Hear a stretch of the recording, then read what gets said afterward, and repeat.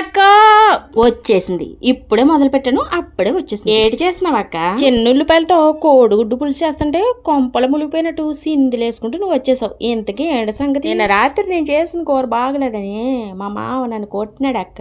ఏం కూర ఉండవు, ఎలా ఎలగబెట్టావో తెలియదు కానీ ఇలా కోడిగుడ్డు పులుసు ఒకసారి చెయ్యి. మీ మావ లొట్టలు వేసుకుంటే ఉల్లిపాయ ముక్కలు మెత్తగా మగ్గాక పచ్చిమిర్చి ఇంత కారం వేసావా? వేసానక్కోయ్. కారం వేసినందుకే కర్రతో కొట్టాడు. సరిపోయింది. ఎంత కారం వేసిందో ఏంటో. సరేలే, పిసుకు పెట్టుకున్న చింతపండు పులుసు ఉడకబెట్టుకుని ఫ్రై చేసుకున్న కోడిగుడ్లు వచ్చేసి మూత పెట్టి 5 నిమిషాలు వార్తల్లో ముఖ్యాంశాలాగా ఈ కూరల హైలైట్స్ ఏంటో చెప్పు. ఆటగాళ్ళ స్టైల్లో చేసే ఈ కోడిగుడ్లు పులుసుకి ఎలాంటి ఫ్లేవర్స్ అవసరం లేదు, ఎటువంటి మసాలాలు గానీ కొత్తిమీర గానీ అవసరం లేదు. చిన్న ఉల్లిపాయలతో చేస్తామనుకో కమ్మగుంటుంది, పెద్ద ఉల్లిపాయలతో చేస్తే కొంచెం తీపి వస్తుంది. మరి అవునక్కో, ఇది కూడా పాయింట్. ఇలా చేసి పెడితే కడుపు నిండా కోడిగుడ్డు కూర తిని కోహునీరు డైమండ్ నువ్వే అని నీ కొంగు పట్టుకుని తిరిగేస్తాడు మీ మామ. వెళ్ళు.